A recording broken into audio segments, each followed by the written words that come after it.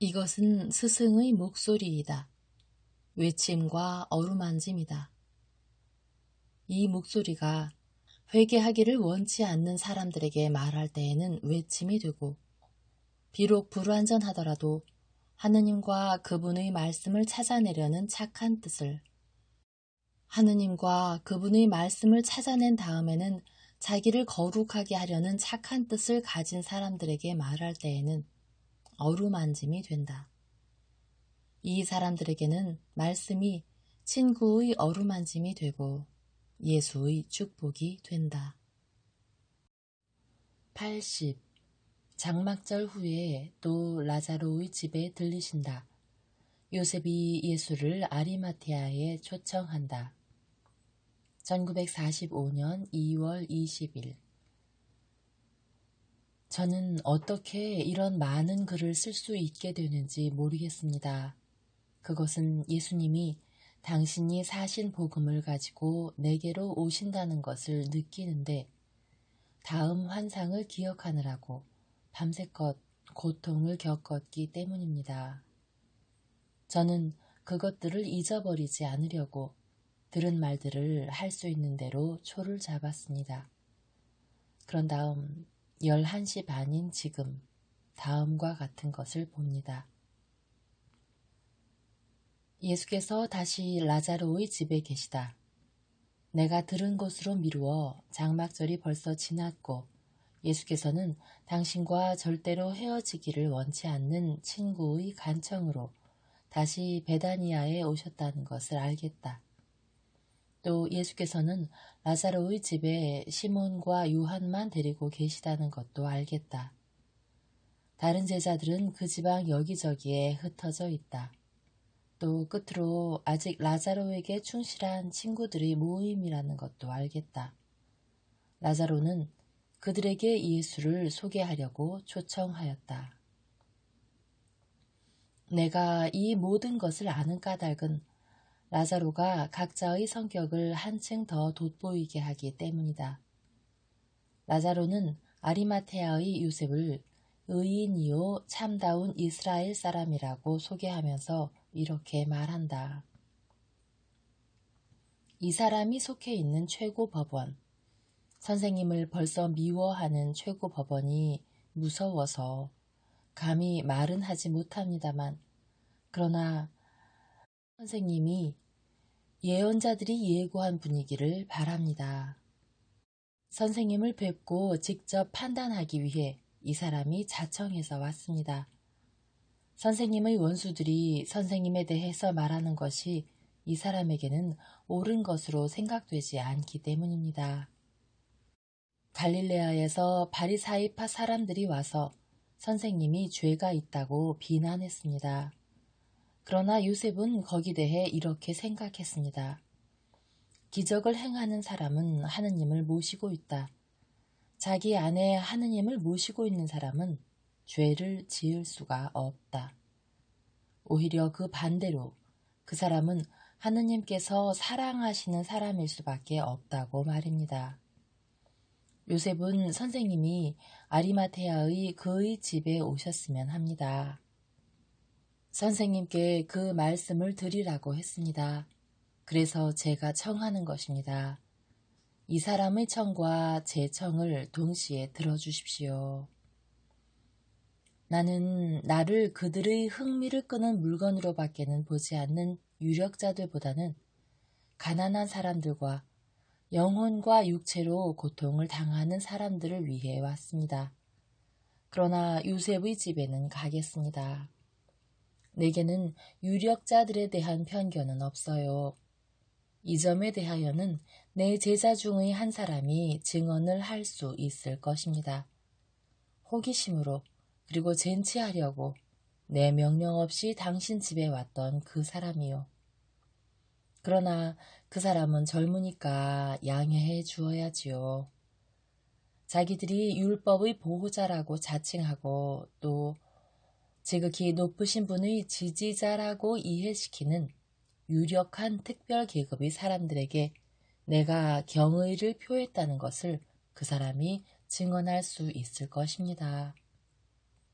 오, 영원하신 분은 당신만이 홀로 스스로를 지지하시지만 말입니다.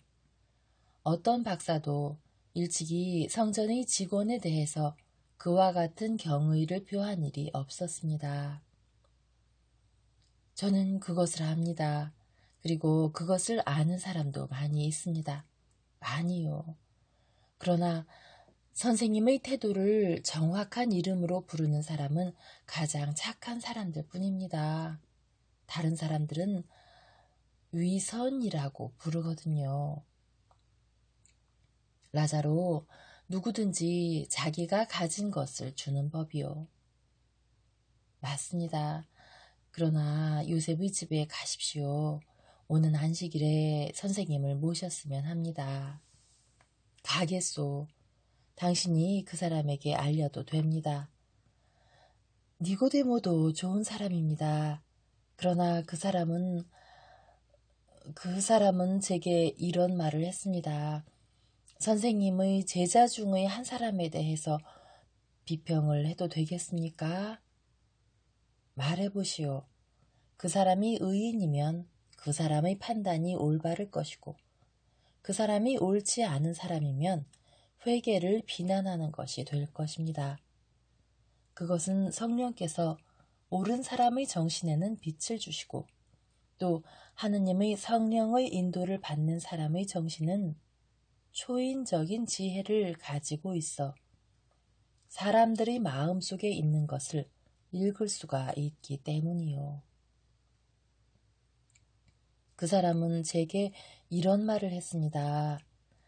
나는 그리스도의 제자들 가운데 무식한 사람이 있다는 것도 세리가 있다는 것도 비난하지는 않겠소.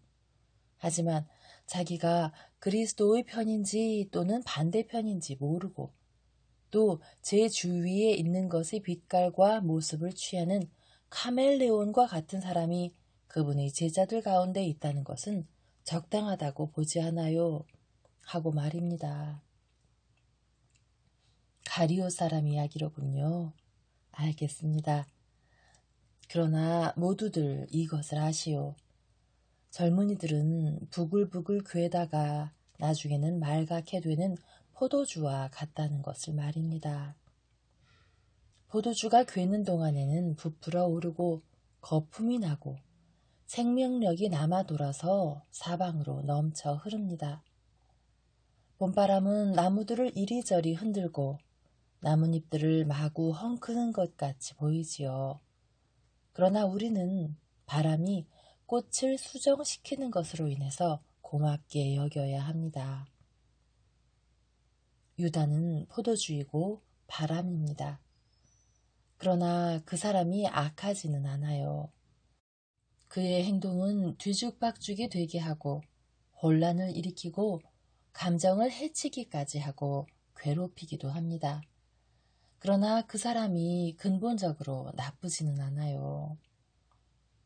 피가 말한 망아지 같은 사람이지요. 선생님이 그렇게 말씀하시니 저는 그 사람을 판단할 능력이 없습니다. 그 사람에 대해서는 선생님이 그 애를 보셨다는 말을 제게 했다는 쓰라린 기억이 남아 있습니다. 그러나 그 고통이 이제는 내 약속이 당신에게 갖다주는 기분 좋은 것으로 완화되었어요. 그렇습니다. 그러나 저는 그 순간의 기억을 간직하고 있습니다. 고통은 그것이 과거에 속해 있을 때에도 잊지 못합니다. 라자로, 당신은 별로 중요성도 없는 너무나 많은 일을 걱정해요. 시간이 해결하게 내버려둬요. 그것들은 기쁘거나 슬프거나 한 빛깔과 더불어 터져서 사라지는 거품과 같은 것이요. 하늘을 쳐다보시오. 하늘은 없어지지 않고 의인들을 위해 남아있어요. 그렇습니다. 버시기도 하신 선생님, 저는 유다와 선생님과의 관계나 선생님이 용납하셔서 선생님 곁에 그 사람이 있는 것에 대해 저는 판단하지는 않겠습니다. 그 사람이 선생님을 해하지 않도록 기도하겠습니다. 예수께서 미소 지으신다. 그리고 환상이 끝난다.